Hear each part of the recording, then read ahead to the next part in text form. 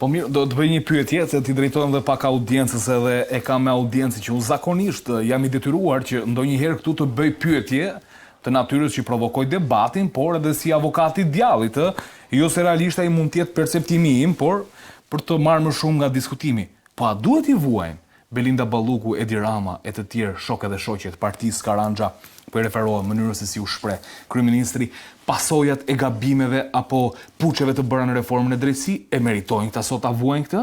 Sepse ju thoni që po ndryshojnë rregullat në mes të lojës, por në çdo moment nga ky moment ne në mes të lojës do jemi. Në një moment do duhet të ndryshohen.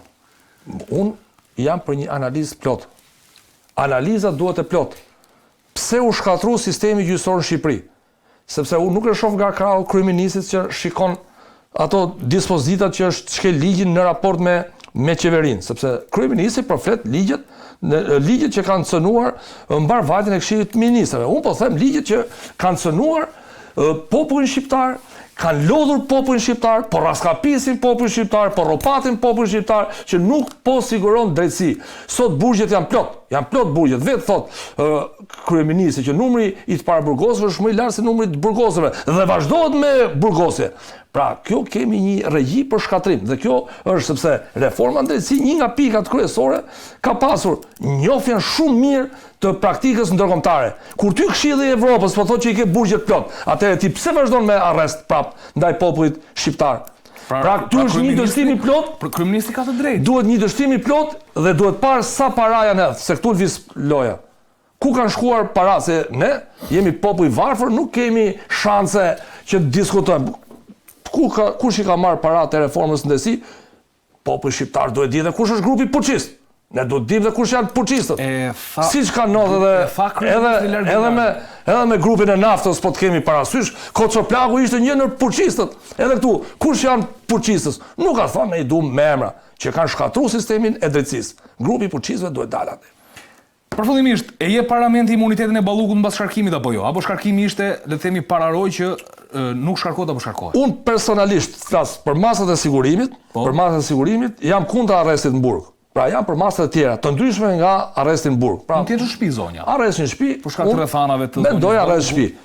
Por thash edhe një herë, jo për zonjën Balluku, jam për të gjithë. E qartë. Duke filluar nga populli shqiptar, që sot i ke në burg. Pra ti nuk ke popullsi aktive në burg. Pra nuk bën këndarin që bën kryeministri. Fuqishëm që po rrin në burg, vetëm shkojnë të punojnë, që të kontribuojnë në ndërtimin e vendit, rrin burgjeve, rrin masin trotuaret aty në burg. Faleminderit Karandxha.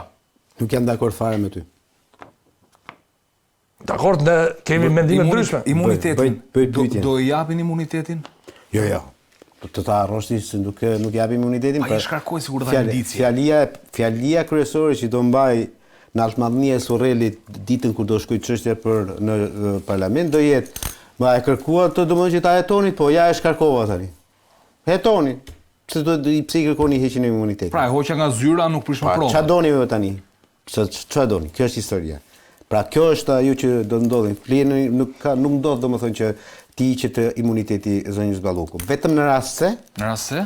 Pas një 5 apo 6 apo 7 muajsh, këtu tani po amendsoj me trurin tim, Spaku do ta ketë qepur të gjithë këtë dosjen për të cilën pretendon 35 vite burg ndaj zonjës Balluku. Po. Dhe do shkojë me një akt akuzë konkrete në gjykatë. Atëherë domethënë, nëse ai do shkojë me grup të strukturë kriminal, nëse këtu pastaj Belinda Balluku nuk futet në burg, ka rënë shteti. Nëse çon pas 6-7 muajsh çështjen në gjykatë, po sa mund zgjasin në gjykatë? Mund shkote 2-3 vjet seanca derisa. Jo, s'më kuptoj fare. 6-7 muaj nuk thash që të shkojë çështja në gjykatë e filloj gjykimi. 6-7 muaj të thash domethënë që të plotësohen të gjitha kushtet për të ngritur akt akuze për ta marrë të pandehur jo më për shkelje të barazisë në tendra, po për ta marrë të pandehur për një akuzë tjetër më të rëndë. Sheh pasurie, mos deklarim, grupi struktura kriminale. Prezumimi i pafajësisë sërish vlen për kryeministrin kam. S'ka lidhje me fare, ne po flasim për masat e sigurimit personale apo pra.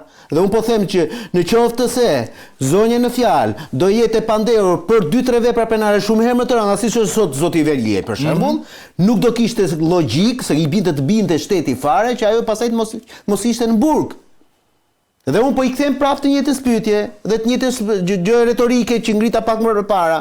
Zotëri nderuar, nëse Belinda Balluku nuk shkon në burg, atë durim bani ç'pun katrim në burg. Por ç'pun kap Dorin Balli të rrinë në burg, në qoftë se Belinda Balluku nuk shkon në burg. Sipas teorisë marksiste-leniniste të zotit Edi Rama.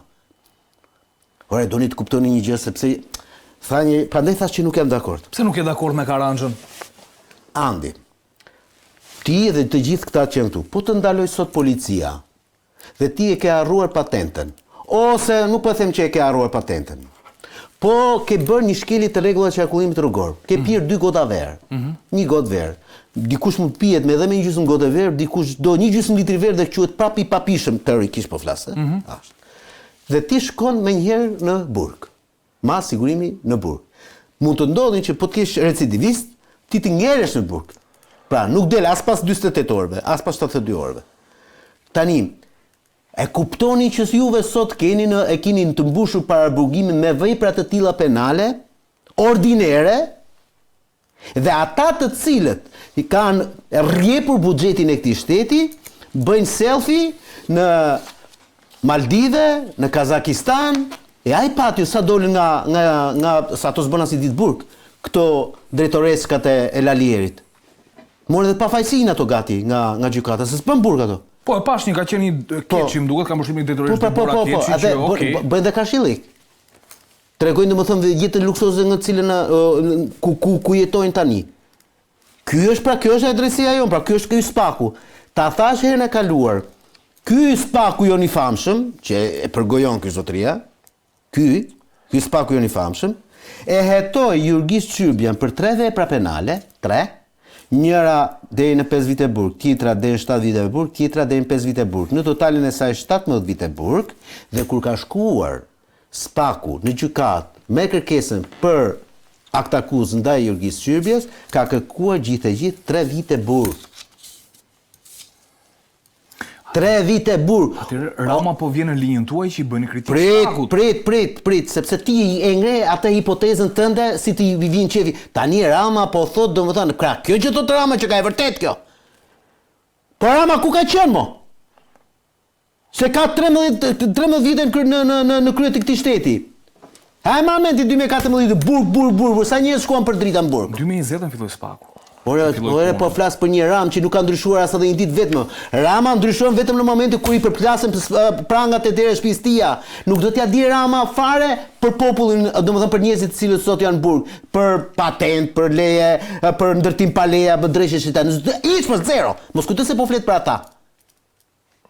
Po flet vetëm për veten e tia. Të guxoj dikush ta dhe të vitha të më marri mua telefonin. Po pse ma kush je ti? Vjen ata dhe ty ta marrin telefonin. Dhe ti shtetas shqiptari. Qofse ke korruptuar, qofse je korruptuar, ta marrin me sigurisht që ta marrin telefonin ty, pse mos ta marrin ty? Qa jeti? Mirë. Ne dëgjojmë një moment të lutem regjia, më kalo pak me sinkronin e parë. Okej. Ja, vetëm një gjë desha të shtoj. Po.